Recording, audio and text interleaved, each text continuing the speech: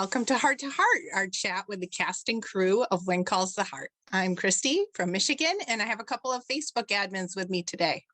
I'm Kim from Ontario, Canada. And I'm Marg from San Diego, California. And welcome back, John Tinker. Hi. Where are we today? We're at my wife's childhood home, and this is a windmill her daddy put up a long time ago, a non-functioning, though it does turn and indicate the wind direction. It doesn't pump any water, but it's Come on, that's so beautiful. Yeah, yeah. I was gonna. I'll save where I'll come from for a couple of episodes down the road. It's a very special place here on the Ronda Rosa adjacent. Love it. Beautiful. Love it. What time of year was that picture? This looks sort of fallish. Okay. Yeah, from California. I'm like, what? I can't pick the season. Yeah, I think Sierra Winkler took this photo. She takes beautiful very nice. Yes. Well, we have so much to talk about because episode 9 was, as usual, packed with all kinds of goodies and some baddies. We want to hear your favorite scene or moment of Sunday night's episode. This was a jam-packed episode. I think I warned everyone that there was some things that we needed to wrap up a little more quickly than we would like to have. So Allie had, she really had to squeeze a lot into that 1 hour. My favorite scenes, I guess, I liked seeing Lucas and Elizabeth at the house together. It gave a preview. Should they get married someday? And would that day would come sooner than later? But it gave a preview of what life must be like. And I also, he's a very worldly man. He's erudite and he's well-traveled, but he's lonely and finding Elizabeth and Jack now, they've so filled his life. I love seeing those things. And I loved it when, okay, here's my specific favorite moment. I loved when Chris McNally stepped way out on a limb and sang Happy Birthday with little Jack. That's not easy. That's not easy to do. And he was so vulnerable as an actor and he just killed it. I love it. Yeah. Did great. Yeah, he's been pretty self-conscious about his voice amid all of these ridiculously talented singers you have on this cast. You're right, Mark. But he didn't hold anything back. No, it was beautiful. Yeah. It was the first episode that Allydeborah wrote. Can you give us an idea of how Ally's particular gifts shaped this episode? What did she bring to it that would be distinct, I guess, from you, Eric, or Elizabeth, or Peter? I love Allie so much, and I love all the writers because they each bring something particular, very specific, which is why I love a diverse writers' room. She has a very, I don't quite mean this, wicked sense of humor. She has a very sharp sense of humor, and she likes writing mystery as well. So she had a lot of that, and she's very talented and really jumped from the position of writer's assistant to writer. And I think she'll have a long career ahead of her. I think so too. That's awesome. It was cool to see her name Oh, I was come up. That was a loved moment. it. So I exciting. loved it. It was Yeah, great. Hallmark, I think, didn't quite have it right on their press release or whatever. So we were like, I know. where's Allie's name? And there it Oh. was. Yeah. So that made us happy. Oh, it made me so happy. Yeah. No one deserved it more than Allie. Yeah, it was great. We loved the birthday scene. It was the perfect setup.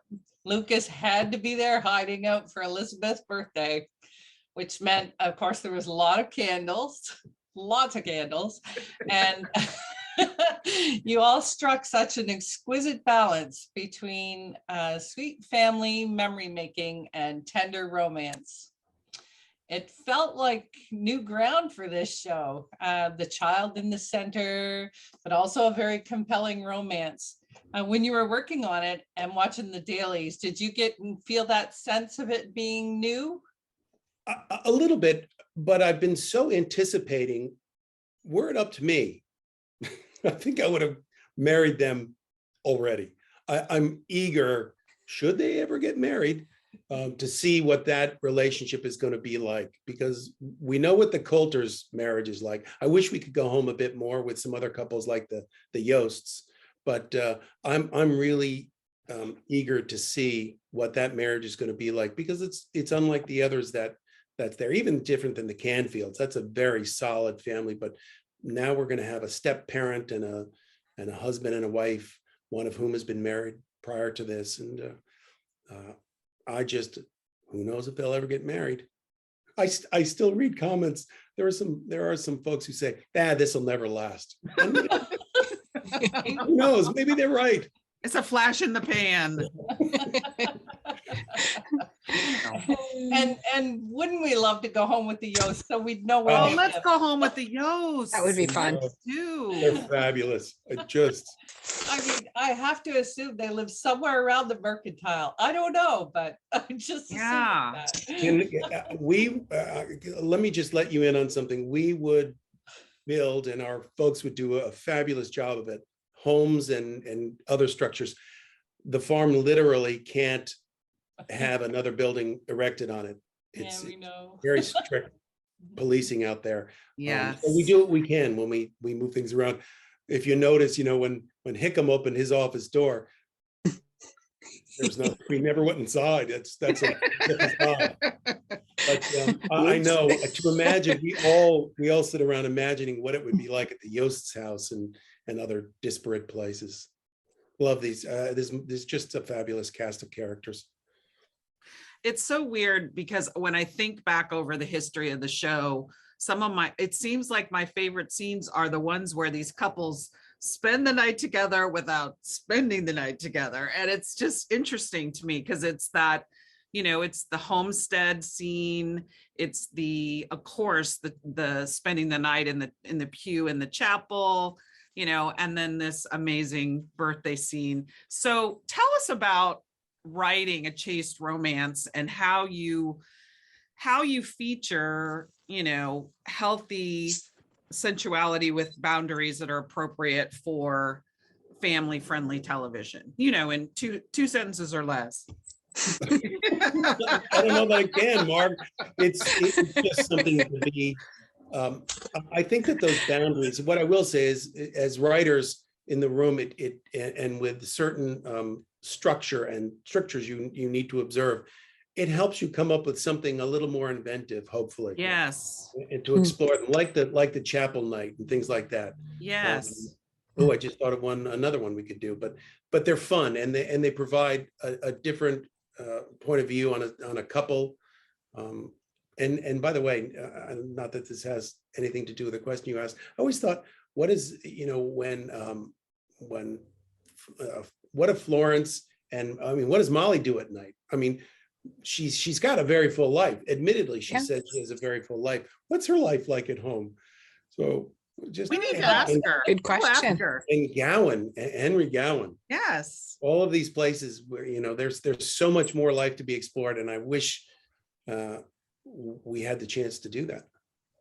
That's really interesting that you say that within certain boundaries, it forces you to be even more creative, because I remember I was at a teaching phase of my life with young children in literature, when they would always have a gun or a violent scene, we would suggest, lazy writing, try to use something else, because they immediately go to that. And that's very interesting that you can farm other kinds of storytelling within certain boundaries. Of course, within certain boundaries. It's really neat. I think you're exactly right. I know you're a writer, and you're exactly right. Well, speaking of sweet scenes, I really loved that moment with Elizabeth and Lucas sharing their contrasting childhood experiences, and little Jack is between them. Can you tell us about that moment, what that meant for the characters, their development? We just wanted to give a glimpse of, again, without being, should they ever get married, what a glimpse of it would be, not only for our audience, but for them, what it would feel like. And it just feels very comfortable. And I appreciated Neil Fernley's direction. If you watch Neil's work, he's very layered, and his shots are very smart. For instance, when Fiona's waiting for that phone call to come in from San Francisco, from Gilchrist. He's got a shot outside looking in. It's night, and that's not an easy shot to get. You have to set it up, and you got to wait for a certain hour and everything else. So it's not just something you just burn off. You have to deliberately get that shot. And I thought it added so much to her anxiety and what was going on in the story. And in the same way, he staged Elizabeth and Lucas on their elbows, just with Jack in between them. That was the way it was scripted, but you could have done it a number of ways. They could have even been laying on their backs, but it's not an appealing, it's not a flattering angle. And he had them up as though it was as natural as anything. And I appreciated Neil doing that. So again, it was a glimpse for them to feel what that was like. And he's, you know, as Lucas said, it's all right here. This is what I want. And for the audience to see whether they might like it. Now, again, there are people who say they may not get together. Like Mark said, flash in the pan. I don't know. Yep. And also, it's interesting, you know, having just talked about how Elizabeth and Lucas's relationship developed.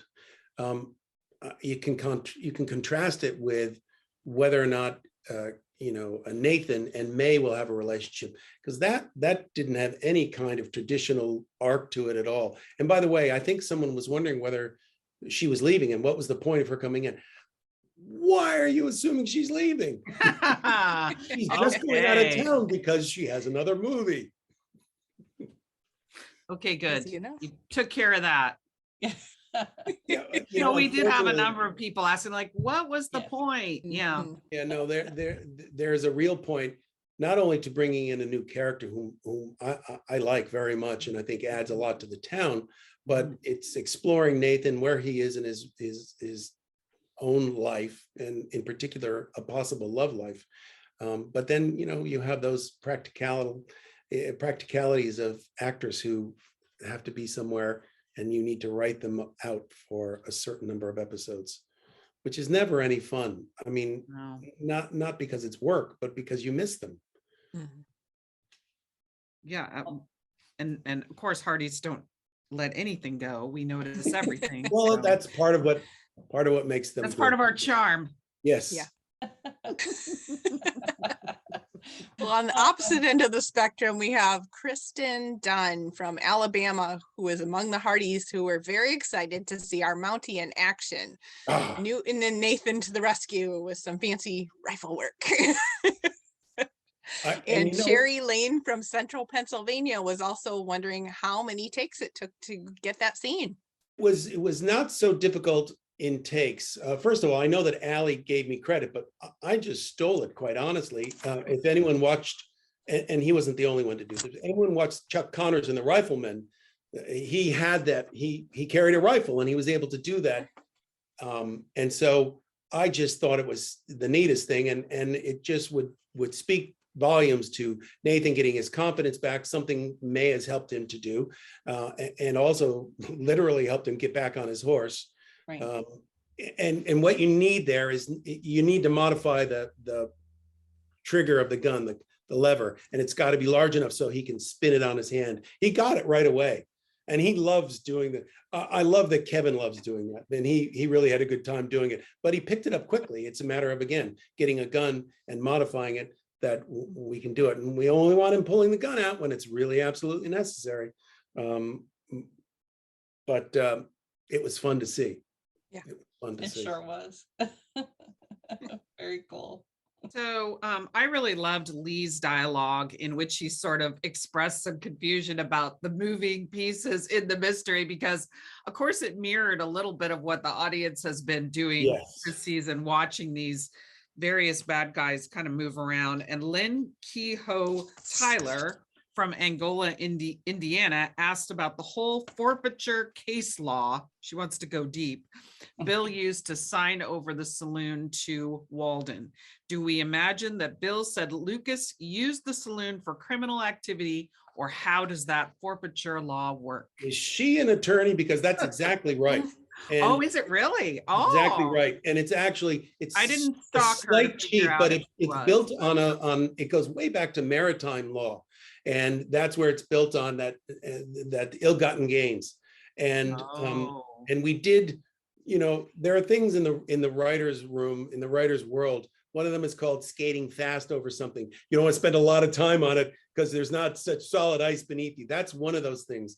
And another is called hanging a lantern on something, where you're just going to draw attention to it. But what we did here was hang a lantern adjacent, which is, okay, let's we're as confused as our audience. Let's just try and sum it up and give it to, what he did was really clever, because that, and it's I can't say it's a lazy way of writing, but it's not great storytelling in that you're telling, you're not showing, you're not doing it.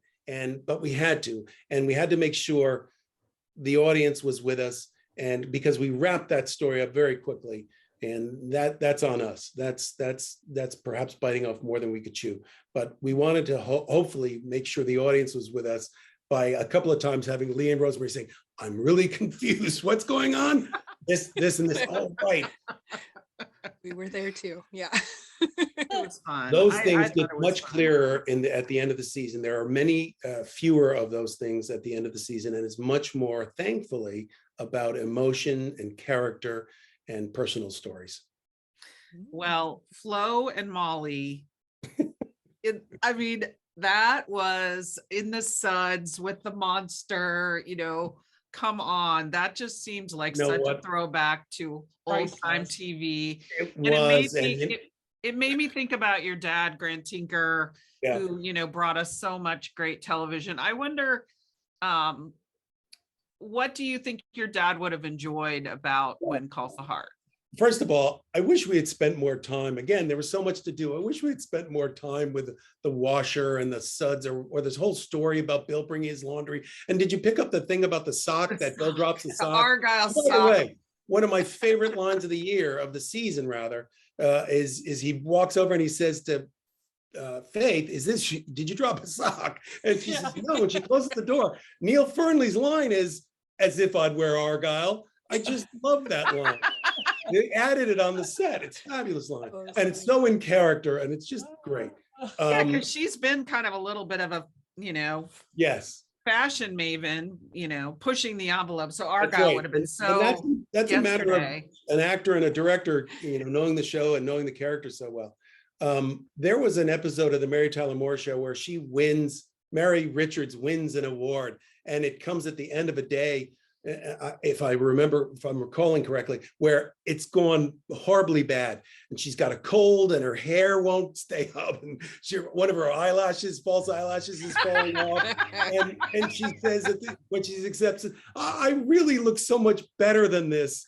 And he would have appreciated the washer machine, and probably would have said, "Why don't you guys do more of that?" Because to see our characters, who are usually so buttoned up and got it all together, having a moment where they're wrestling a washing machine or drenched in front of an award ceremony, those kinds of life upside down moments are fun.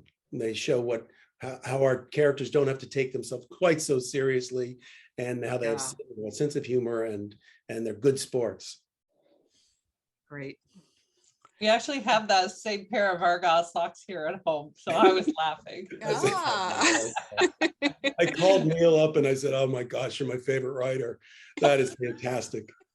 It was that one sock that jammed the system and made the whole thing overflow. Yes, That was it. See, we should have. There's so much more to do with that washer. And Gail was so fabulous. They built a whole corner over there. No, it was adorable. And they redid the washers, and so they have to. The washers have to come. We have to do more. We have to do more. Agreed. Yes. Well, we got some great photos. Barbara posted an adorable photo of it, and good. We've had fun with it. Good. You want more? We're wondering if you can talk to us about contracts, because we do notice that some actors like Minnie and Angela and Henry were missing from this episode, and we can only imagine that with an ensemble cast of this size, there's a lot of pieces to that.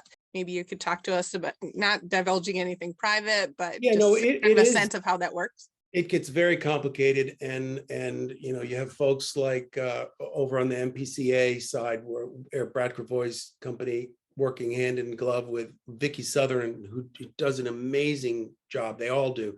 It's very complicated. There are a lot of moving parts. Some people are there for all the episodes. Some people have, you know, a certain number of episodes out of the total number of episodes. They have a certain number of days. Others just ask for time off and want to go and do things. And you know, my own philosophy is, you know, a happy actor is a good actor typically. So you try and let them do that. I got to watch that a lot on St. Elsewhere with Denzel Washington. Denzel, who was a fabulous TV star, was headed for much bigger things, and he was going off, and there were a number of folks well above me at St. Elsewhere who would accommodate his movie schedule, thankfully. And I think it made Denzel happy. I think it made Denzel a better actor on the show. And certainly Denzel was able to grow to the enormous talent that he is. So all of those things considered, we just do our best to, if I had my druthers personally, I'd have them in every episode, but it's financially, it's fiscally impossible. It's just exorbitant. It's a lot of money. I mean, there are 20 plus actors. Right. And so we do what we can. And we were, you know what, actually, I don't think I'm telling tales out of school. I don't think Mei had, I think she was at 10 out of 12. So she had to be out of 2 episodes. So that's why she went to Chicago, because mean old Jeffrey pressing her And a contract. and Mean she old had to Jeffrey answer in the and a court little of contract. Yeah. Fit Court the of storyline. jurisdiction. Yeah. So Yeah. we try and, you know, I don't like, some people have suggested not referencing folks when they're just not in the show, but I think people wonder where they are. And sometimes it adds We to the love story. that. Yes. We love that you reference it. Yeah. Like when Minnie's away, and I forget why. St. Louis. Yeah, but We don't know there was a why. real reason she needed out, that Natasha needed out. So, and it helped in the storyline that I need some help over here in the cafe. Hey, partner, and Bill gets sucked back in to cook for, I think, the first time this season. So it can be challenging, but it can also be fun and add to the stories. So It's funny it's because- complicated. That's the shortest answer. You can edit all that stuff out. The short answer is it's complicated. Different deals, different actors have different deals, and then again, some just need to go and do a movie, or need to go to a family reunion, and we want to accommodate it, or have other personal obligations that come up.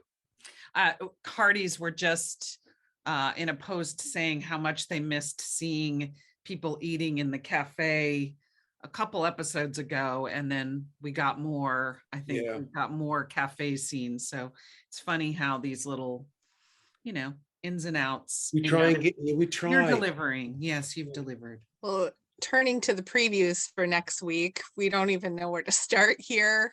Rosemary is sick to her stomach. She has a stomach ache. Yeah, looks a little stunned in the office, you know. How sick is she? It's a little upset tummy. She looks pretty stunned. I mean, we're not saying like she's really sick. Kind of sick. Sometimes sick. What do I was surprised that they teased that, though. I think it's appreciated. That doesn't mean necessarily what some people might think is going to happen is going to happen. Maybe Follow what the they think is bouncing going to happen ball. is not going to happen. But I can tell you there will be a definite resolution by the end of the season. So anyone who's hoping her tummy ache is resolved in one episode, it might be, but then again, it might not be. Okay, and so Lucas is going to jail. So we're Bad boy. certainly hoping that has some quick resolution. And this guy who hit Nathan wants to cop a plea.